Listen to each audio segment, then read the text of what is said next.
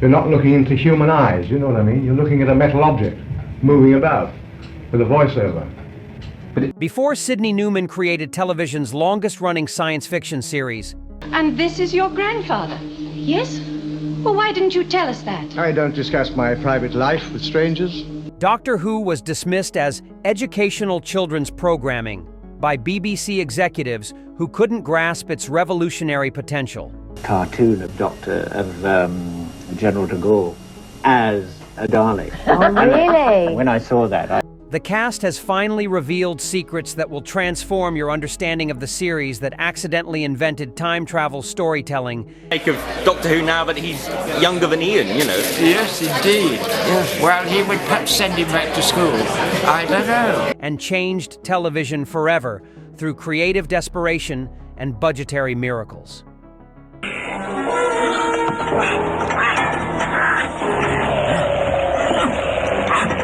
The educational mission that nobody wanted. What most fans don't realize is that Doctor Who was originally conceived as educational programming designed to teach children about history and science through time travel adventures, with entertainment value being entirely secondary to pedagogical objectives. The BBC's mandate to make the show instructional rather than purely entertaining created tensions that paradoxically resulted in more sophisticated storytelling than traditional children's programming.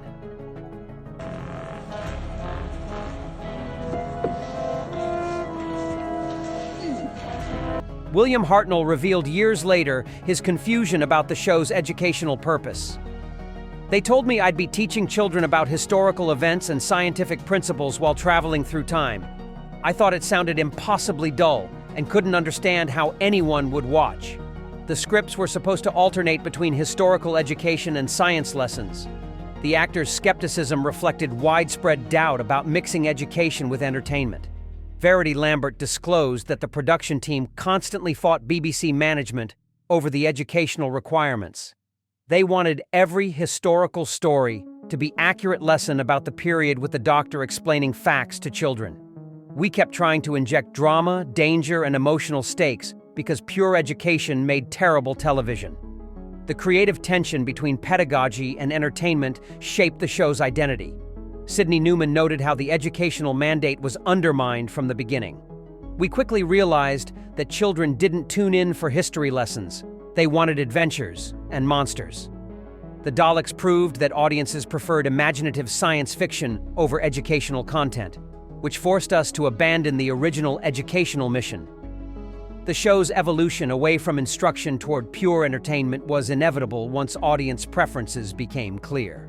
The TARDIS that defined impossible physics. The police box time machine wasn't just budget-saving prop choice, it was accidental stroke of genius that created television's most iconic vessel through practical necessity. Help me with Empire!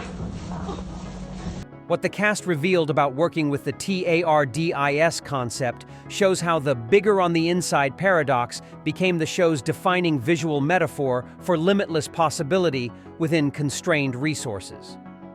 The decision to make the TARDIS exterior a police box was purely practical rather than creative inspiration.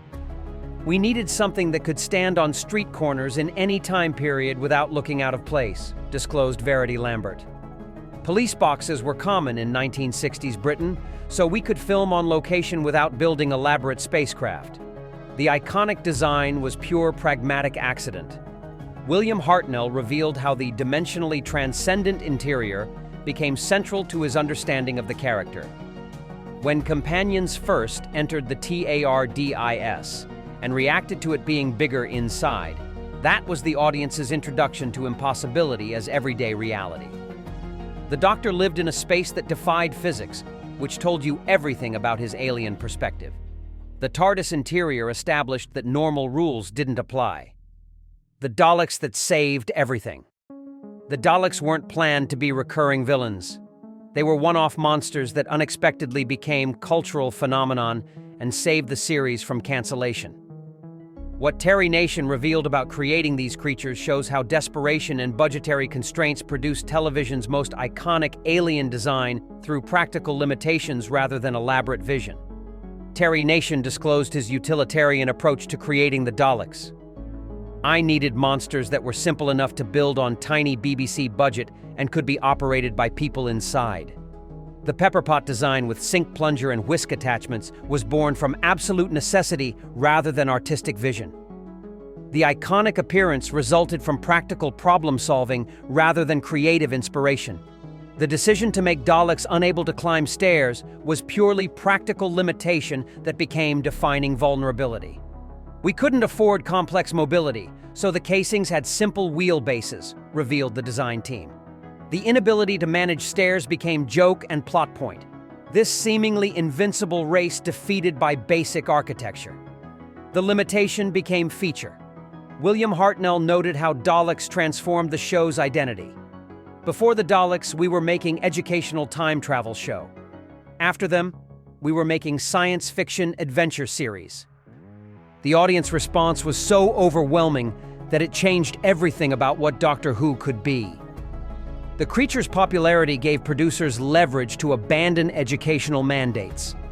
William Hartnell's grandfather, the First Doctor, wasn't heroic adventurer. He was deliberately designed as difficult, dangerous, and morally ambiguous character who evolved only gradually into the hero audiences expected. What William Hartnell revealed about playing this complex role shows how the original Doctor challenged children's programming conventions by presenting alien protagonists whose morality wasn't immediately recognizable. Hartnell disclosed his interpretation of the Doctor's alien nature. I played him as genuinely alien being who didn't automatically value human life or share human ethics. In early stories, the Doctor was willing to kill, abandon companions, and prioritize his own curiosity over others' safety. The character's growth from selfish to heroic happened gradually over seasons. This moral ambiguity was unprecedented in children's television. The Doctor's relationship with granddaughter Susan provided his only obvious humanity while emphasizing his alienness. The grandfather-granddaughter dynamic grounded an otherwise incomprehensible character, revealed Carol Ann Ford, who played Susan. But even that relationship was alien. He'd kidnapped 2 teachers and put them in danger repeatedly, which wasn't typical grandfather behavior. Hartnell's age and gravitas challenged assumptions about children's programming protagonists. They cast me because I looked like authority figure and grandfather, but Sidney Newman wanted me to play against type. Not kindly grandfather, but unpredictable alien who happened to look elderly, Hartnell noted. The subversion of expectations made the character fascinating rather than comfortable. The missing episodes that haunt history. The BBC's decision to erase and destroy hundreds of episodes wasn't malicious. It was standard practice that accidentally deleted irreplaceable television history.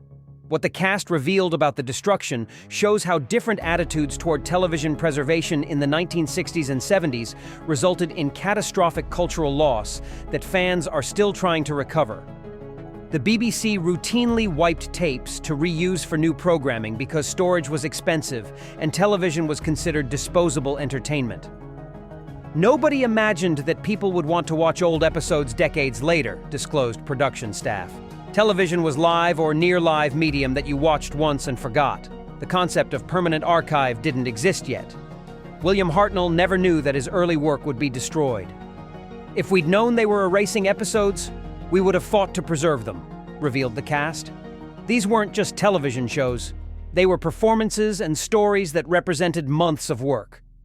The casual destruction was culturally criminal, but seemed normal at the time. The ongoing recovery efforts by fans who recorded episodes off-air or found copies in foreign television archives have restored some lost stories. People who recorded episodes on primitive home equipment in the 1960s inadvertently preserved cultural artifacts that the BBC destroyed, noted archivists. Fan dedication has recovered material that official institutions considered worthless. The regeneration that changed everything. The concept of regeneration wasn't planned from the beginning. It was a desperate solution to William Hartnell's declining health that accidentally created television's most innovative narrative device. What the cast revealed about inventing this concept shows how practical necessity resulted in storytelling innovation that allowed the show to continue for 60 years. The decision to replace Hartnell required unprecedented narrative justification. We couldn't just recast the role and pretend nothing had changed, disclosed the production team. The audience had spent 3 years with William as the Doctor. We needed story explanation for why he suddenly looked different. The regeneration concept emerged from creative desperation. William Hartnell revealed his mixed feelings about leaving. My health was deteriorating, and the schedule was exhausting. I knew I had to leave, but was devastated that someone else would play my doctor. Learning they'd invented regeneration so the show could continue without me was bittersweet, gratifying, but painful. The actor's departure was necessity rather than choice. The budget restrictions that forced innovation. Doctor Who's minuscule budget wasn't artistic choice, it was severe limitation that forced revolutionary creative solutions. What the cast revealed about working with almost no money shows how necessity became the mother of television innovation and proved that compelling storytelling could overcome production poverty. The quarry locations that represented alien planets were running joke that resulted from financial desperation. We couldn't afford elaborate sets or distant locations, so every alien world looked like British Quarry, disclosed the production team. The repeated use of same locations became part of the show's charm. Audiences accepted that imagination mattered more than production values. The monsters created from household items and basic materials demonstrated ingenious resourcefulness. We'd use bubble wrap, cardboard, paint, and whatever we could find to create aliens, revealed the design team. The Wyrn were actors in painted bubble wrap. The Quarks were built from scrap metal. Necessity forced creativity that more expensive shows couldn't match. The companions who grounded the madness. The Doctor's companions weren't just sidekicks. They were audience surrogates whose reactions made the impossible believable and provided emotional grounding for alien protagonists. What the cast revealed about the companion function shows how these characters served crucial narrative purposes while evolving from helpless victims to capable partners. The original companions, Ian and Barbara, were teachers who questioned and challenged the Doctor rather than simply following orders. We weren't passive. We argued with the Doctor and often disagreed with his decisions, disclosed William Russell and Jacqueline Hill. The early dynamic was contentious rather than worshipful, which made the relationships more interesting and realistic. Carol Ann Ford revealed her frustration with Susan's character evolution. I wanted Susan to be alien and mysterious like her grandfather, but the writers kept making her scream and faint. The companion became damsel in distress rather than capable partner, which was disappointing. The reduction of female companions to victims reflected 1960s gender attitudes, the legacy that defined regeneration storytelling. Doctor Who's regeneration concept created template that influenced how franchises handle recasting and continuity across entertainment media. What the cast revealed about this innovation shows how practical necessity became philosophical statement about change, growth, and identity that resonates beyond entertainment into real human experience. The regeneration metaphor for change and renewal resonates with audiences facing their own transformations. The Doctor's regenerations mirror human experience of fundamental change while maintaining core identity, noted psychological analysts. We all regenerate throughout life, becoming different people while somehow remaining ourselves. The show makes that abstract concept concrete and manageable. The show's philosophy that change is necessary and positive influenced how audiences accepted new actors in beloved roles. Each Doctor brings different interpretation while maintaining essential character, revealed the cast. This taught audiences that change doesn't mean loss, it means growth and new possibilities. The show practices what it preaches about embracing change rather than fearing it. Watch the series again with appreciation for its revolutionary approach to continuity, its influence on science fiction television, and its enduring message about embracing change while maintaining identity. Notice how budget limitations forced creative solutions that became stylistic choices, and how regeneration transformed narrative liability into storytelling asset. Don't forget to subscribe to our channel for more deep dives into television's most influential series that changed entertainment through creative necessity. Hit that notification bell so you never miss our latest uploads, and let us know in the comments which Doctor's regeneration affected you most profoundly. All of time and space, where do we start?